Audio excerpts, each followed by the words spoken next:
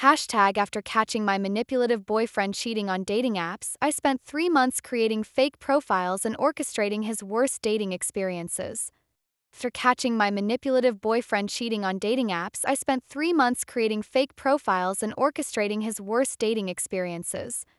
By the time I broke up with him, I had destroyed his confidence so completely that he still contacts me years later, terrified every new woman might be me. Before I dive into this story of digital deception and psychological warfare, let me know where you're watching from in the comments below. Hit that like button if you've ever wanted to give a cheating partner exactly what they deserve, and subscribe to True Revenge for more stories of creative justice served with precision. My name is Sarah, I'm 30 years old, and this story begins with what I thought was the perfect love story and ends with the most satisfying long-term revenge scheme I could have ever imagined. What happened in between taught me that sometimes the best way to destroy someone's confidence is to become their worst nightmare most unexpectedly. 2 years ago, I met Marcus through mutual friends at a rooftop party in downtown Chicago. He was 34, worked in finance, and had this magnetic charm that drew people to him like moths to a flame. From our first conversation, I felt like I'd found someone who truly understood me. The early months of our relationship were like something out of a romantic movie. Marcus would surprise me with elaborate dates that showed he'd been listening to every word I said. When I mentioned loving sunrise photography, he picked me up at 5 a.m. to watch the sunrise from Navy Pier with coffee and pastries he'd prepared himself. When I told him about my childhood fascination with marine biology, he planned an entire weekend trip to the Shed Aquarium, complete with a private behind-the-scenes tour he'd somehow arranged. He'd bring me flowers on random Tuesdays, leave sweet notes in my work bag, and always seemed to know exactly what I needed to hear. "I've never met anyone who gets me the way you do," he'd tell me, stroking my hair as we watched Netflix on his couch. "You're not like other women I've dated. You're genuine, intelligent, real." Looking back, I realized this was textbook love bombing, but at the time it felt like I'd finally found my soulmate. Marcus showered me with attention, affection, and the kind of romantic gestures that made my friends jealous and my mother hopeful that I'd finally found the one. But around month 4, subtle changes began to appear. It started with small comments that made me question myself. "That dress is nice, but it makes you look a little heavier than usual," he'd say with a concerned expression. "I'm just looking out for you because I care." Or he'd make observations about my personality that felt like criticisms disguised as loving concern. "You're so trusting, Sarah." Sometimes I worry people will take advantage of that naivety. When we'd go out together, Marcus would openly flirt with servers, bartenders, and random women we'd encounter. If I expressed discomfort, he'd act shocked by my jealousy. "I was just being friendly," he'd say with wounded innocence. "I thought you were more secure than this."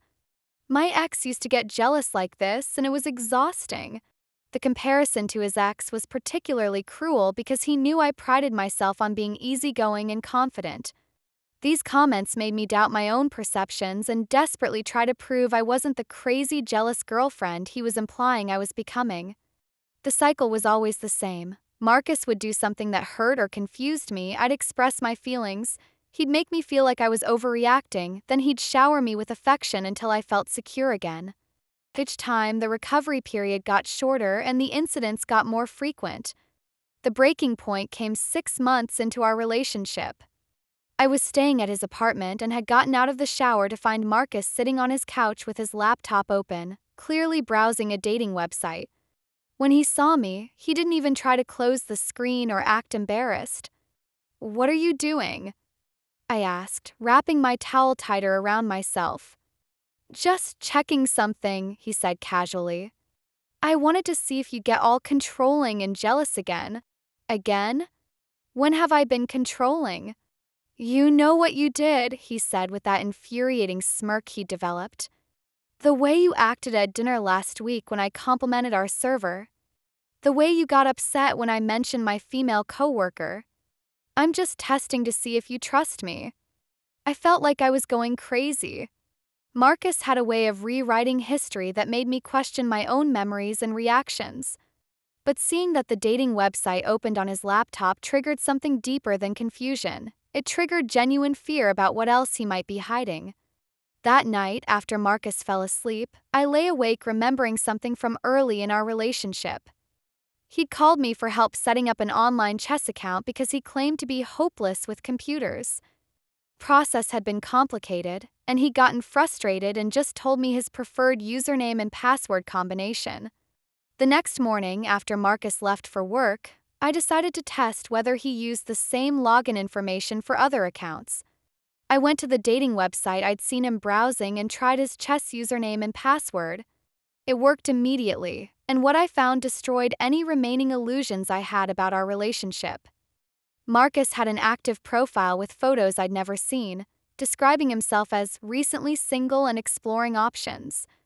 His message history revealed ongoing conversations with multiple women, some of whom he'd clearly met in person based on references to restaurants and hotels I didn't recognize. But what devastated me most were the messages where he discussed me with these other women.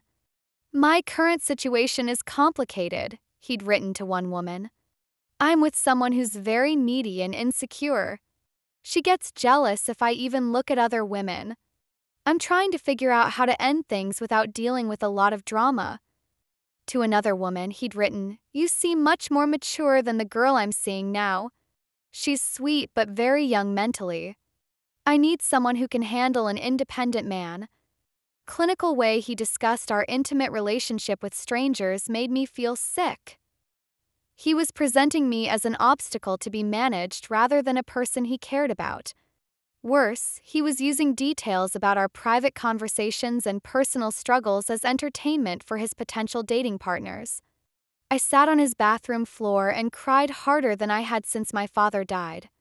The man I'd opened my heart to had been treating our entire relationship as a convenience while shopping for my replacement. After hours of crying, something shifted inside me from devastation to determination. Marcus had been playing games with my emotions for months, making me question my sanity and worth while secretly pursuing other women. It was time to play some games of my own. I spent the rest of that day researching Marcus's dating activity. He was active on 3 different platforms, using slight variations of his photos and personal information. His messaging style was consistent across all platforms, charming initially, then gradually more sexual and manipulative. I noticed he had particular types of women he pursued: brunettes in their late 20s, professionals in creative fields, women who described themselves as independent or looking for something real. He clearly had a hunting pattern. That night, I created my first fake dating profile. I used stock photos of a woman who fit Marcus's preferred type: brunette, attractive but not intimidating, professional but approachable. I crafted a biography that would appeal specifically to him: a marketing professional who loves art galleries, travel, and authentic connections. Within hours of going live, Marcus had viewed my profile. Within 24 hours, he'd sent me a message. "Your profile caught my attention," he'd written. "You seem like someone who values genuine connection over games. I'd love to get to know you better." The irony was overwhelming. Marcus was using the same lines on my fake profile that he'd used on me when we first met. Even his follow-up messages followed the same pattern, asking thoughtful questions about my interests, sharing carefully selected personal details, and building an emotional connection through text. For 3 days, I maintained conversations with Marcus through my fake profile while continuing to live with him as his needy, insecure girlfriend. Cognitive dissonance was surreal. He'd kiss me goodbye in the morning, then spend his lunch break flirting with my alter ego. When Marcus suggested meeting for coffee, I experienced a moment of pure power. For months, he'd been making me feel like I wasn't enough, like I was lucky he tolerated my jealousy and insecurity. Now I had proof of his deception and the ability to control his experience completely. I agreed to meet him at a busy coffee shop in Lincoln Park, somewhere I knew he'd feel comfortable but where I could observe without being seen. The day of our fake date, I called Marcus an hour before the meeting to suggest we grab dinner together. "I can't tonight," he said smoothly. "I have a work thing." Rain check. "Of course," I replied sweetly. "Have fun with your work thing." I arrived at the coffee shop 30 minutes early, chose a corner table with a clear view of the entrance, and waited. I'd brought a book and worn sunglasses and a baseball cap, enough disguise to avoid recognition if Marcus happened to scan the room. At exactly the arranged time, Marcus walked through the door. He looked good, better than he usually looked when we went out together. He'd clearly put effort into his appearance for this mystery woman. Marcus found a table near the window and sat facing the door, checking his phone repeatedly and looking expectant. I watched him scan every woman who entered, trying to match them to the photos from my fake profile. 20 minutes later, he was still waiting. I could see him getting restless, checking the time, looking around with increasing confusion. The 30-minute mark, I sent him a message through the dating app. "So sorry I'm running late. Traffic is horrible. We'll be there in 15 minutes. The relief on his face was visible from across the room. He ordered another coffee, settled back into his chair, and resumed his patient waiting. Another 30 minutes passed. Marcus was now checking his phone constantly, looking frustrated and embarrassed. Other customers had clearly noticed him sitting alone for over an hour, and he was starting to attract the kind of attention that made him uncomfortable. I sent another message, stuck in an emergency at work. "So sorry. Can we reschedule for tomorrow?" Marcus typed a response immediately. "Of course. These things happen. Tomorrow works perfectly." I watched him gather his things and leave, his confident demeanor replaced by visible disappointment and confusion. That night, Marcus was unusually affectionate with me, which I now understood was his pattern after disappointing dating experiences. When his ego took a hit from other women, he'd return to me for validation and comfort.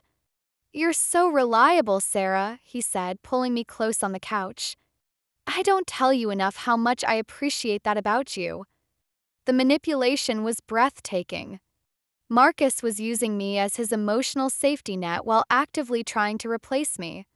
I rescheduled our fake date twice more over the following week, each time with last-minute cancellations that left Marcus waiting alone in public places. By the fourth cancellation, his messages to my fake profile had taken on a desperate tone. "I understand if you're having second thoughts," he wrote, "but I really felt a connection through our conversations. Could we please try one more time?" That's when I knew I had him exactly where I wanted him. Instead of scheduling another date, I created a second fake profile with a different type of woman, a redhead who described herself as adventurous and drama-free. Marcus messaged this profile within hours. Over the following month, I maintained relationships with Marcus through 4 different fake profiles simultaneously. Each represented a different fantasy woman: the artistic brunette, the adventurous redhead, the sophisticated blonde professional, and the quirky photographer with vintage style. Marcus was essentially dating 4 different versions of me while treating the real me like an emotional burden he was trying to escape. The logistics were challenging. I had to remember which personality went with which profile, maintain different conversation styles, and coordinate schedules so Marcus's fake dates didn't conflict with our real plans. But watching him invest emotional energy in relationships I completely controlled was addictive. Some dates I would stand him up completely. Others I would reschedule repeatedly until he was practically begging for a meeting. Occasionally, I would have my fake personas cancel at the last minute with elaborate excuses that left him questioning what he'd done wrong. The psychological impact on Marcus was visible and satisfying. His confidence, which had once seemed unshakable, began to crack. He started asking me for relationship advice, not knowing he was asking the woman who was systematically destroying his dating life. "I don't understand women," he confided one night after being stood up by my adventurous redhead persona. "I thought I was pretty good at reading people, but lately every woman I meet seems to lose interest right when things start getting real." "Maybe you're coming on too strong," I suggested innocently. Some women can sense desperation. The irony was delicious. Marcus, who had spent months making me feel insecure and unworthy, was now seeking reassurance from me about his dating failures. After 3 months of orchestrating Marcus's romantic disappointments, I felt ready for the final act. I had collected screenshots of every conversation Marcus had with other women, including the cruel things he'd said about me. I had documented every lie he'd told, every manipulation he'd attempted, and every time he'd chosen fake dates over real plans with me. I also had something more valuable. I had systematically destroyed his confidence in his ability to attract and maintain relationships with women. The man who had love-bombed me into submission now questioned his own appeal and dating skills. The breakup happened on a Saturday morning in a crowded brunch place. I chose the location deliberately, public enough that Marcus couldn't make a scene, but intimate enough for a serious conversation. "We need to talk," I said, sliding into the booth across from him. Marcus immediately looked defensive. After months of dating failures, he'd become paranoid about relationship conversations. "Is this about last night? I told you I had to work late." "No, Marcus. This is about the fact that you've been cheating on me for months." His face went white, then red, then settled into the expression I knew meant he was preparing to gaslight me. "Sarah, that's a serious accusation. I think your insecurity is making you paranoid again. We've talked about this." I pulled out my phone and opened the screenshots I'd saved from his dating profiles. I know about Emma, the marketing professional, and Jessica, the adventurous redhead, and Amanda, the photographer, and Sophia, the art gallery curator. Marcus stared at the screenshots, his mouth opening and closing without sound. "I know what you said about me to these women," I continued. "I know you called me needy and insecure. I know you told them you were looking for someone more mature. I know you've been meeting other women while lying to me about work events. How did you? Where did you get those? The same username and password you use for everything, including chess." Marcus looked like he was going to be sick. "Sarah, I can explain. It's not what you think. I never actually met any of these women. It was just fantasy, just ego boosting. You're the one I'm with.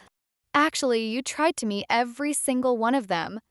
Multiple times." I leaned forward, enjoying the moment I'd been planning for months. "All those failed dates? All those women who stood you up, canceled on you, made you feel like you weren't good enough?" Marcus was staring at me with growing horror. "All me?" The silence stretched between us as Marcus processed what I'd just revealed. I watched his face cycle through confusion, disbelief, and finally dawning realization. "You were Emma? I was all of them. The coffee shop where I waited for an hour? I was sitting in the corner watching you check the time every 5 minutes. The redhead who kept rescheduling? Me. The photographer who said her grandmother died? My grandmother's been dead for 10 years, but I figured you deserved to feel guilty about something." Marcus put his head in his hands. "This is insane." "You're insane. I'm creative. There's a difference." I stood up, gathered my purse, and looked down at him one last time. "By the way, your chess password is terrible. You should change it." I left Marcus sitting in the booth, staring at his phone like it contained a bomb. The aftermath was both predictable and satisfying. Marcus tried calling and texting for weeks, alternating between anger and desperation. His messages ranged from accusations of psychotic behavior to pleas for reconciliation. "What you did was cruel and manipulative," he wrote in one lengthy text. "But it also proved how much you cared about me. We could work through this. I understand now that you're the only woman who really knows me." The irony was stunning. Marcus interpreted my elaborate revenge scheme as proof of love rather than consequences for his betrayal. He couldn't conceive that someone might invest that much energy in punishing him rather than winning him back. I never responded to any of his attempts at contact. 6 months later, a mutual friend mentioned that Marcus had sworn off online dating entirely. "He's convinced every woman he meets online is someone from his past playing games with him," she reported. "He's become paranoid about fake profiles. Won't even join social media anymore." A year later, I heard through the same friend that Marcus was still single and had developed what she described as trust issues with technology. He meets women only through work or mutual friends now, she explained. But even then, he's weird about it, always asking suspicious questions about their backgrounds and motivations. The psychological damage I'd inflicted had clearly lasting effects. Marcus, who had once manipulated women with supreme confidence, now approached dating with the caution of someone who'd been thoroughly outplayed. 2 years after our breakup, Marcus sent me an email that was both pathetic and vindicating. "I know you probably won't read this," he wrote, "but I need you to know that what you did changed me permanently. I can't trust anyone online anymore. Every time I meet someone new, I wonder if it's really you testing me again. I know I hurt you and I'm sorry. But the way you got revenge was next level. I never knew you were capable of that kind of strategic thinking. It was brilliant and terrifying." He continued, "I think about you every time I consider online dating. Part of me hopes I'll find you on there again, but part of me is terrified of it. You broke something in me, Sarah. I hope you're happy." I was happy. Not because I'd broken him, but because I'd proven to myself that I was capable of taking control when someone tried to manipulate and use me.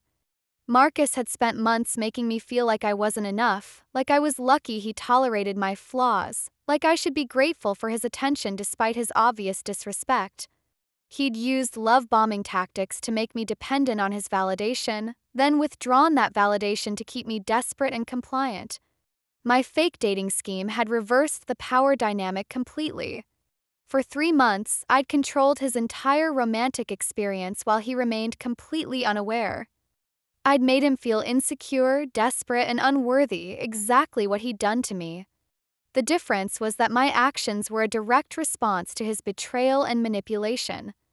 I hadn't randomly chosen to hurt him. I'd systematically given him consequences for the choices he'd made. Looking back, I realized the scheme taught me valuable lessons about manipulation, power, and self-respect. First, manipulative people often reveal their tactics if you pay close attention. Marcus's love-bombing, gaslighting, and emotional withholding were textbook behaviors that I could have recognized earlier if I'd trusted my instincts over his reassurances. Second, people who betray your trust often continue patterns of deception until faced with consequences they can't ignore or explain away. Marcus would have continued cheating and lying indefinitely if I hadn't forced him to confront the results of his actions. Third, the most effective revenge often involves using someone's own weaknesses and behaviors against them. Marcus's arrogance, vanity, and need for validation made him the perfect target for a scheme that played on those exact vulnerabilities.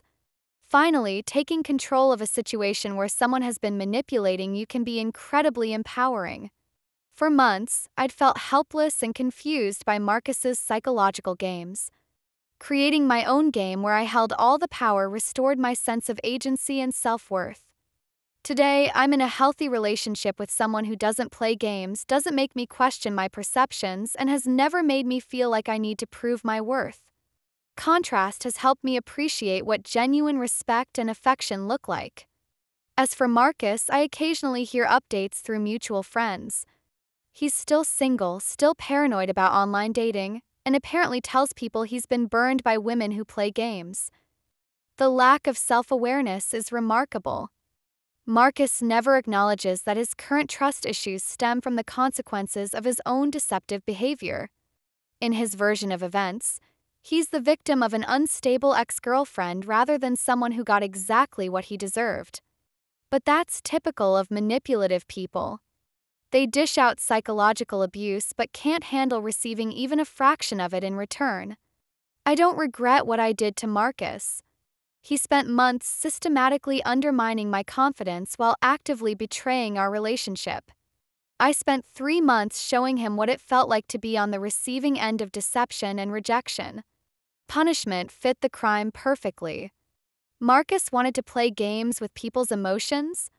I simply became better at the game than he was. Sometimes the best revenge isn't getting angry or trying to hurt someone physically or financially. Sometimes the best revenge is showing someone that they're not nearly as smart, charming, or untouchable as they think they are. Marcus learned that lesson the hard way, and apparently, he's still learning it every time he considers trusting someone new. If you enjoyed this story of digital deception and psychological justice, please give this video a like and subscribe to True Revenge for more stories of creative payback. Share your own experiences with manipulative partners in the comments below. Have you ever turned someone's own tactics against them? Remember that trust your instincts when someone's behavior doesn't match their words, and never let anyone make you feel like you're lucky to receive the basic respect you deserve. Thank you for listening to my story of fake profiles and real justice. Sometimes the best way to expose someone's true character is to give them exactly what they're looking for and show them they can't handle it.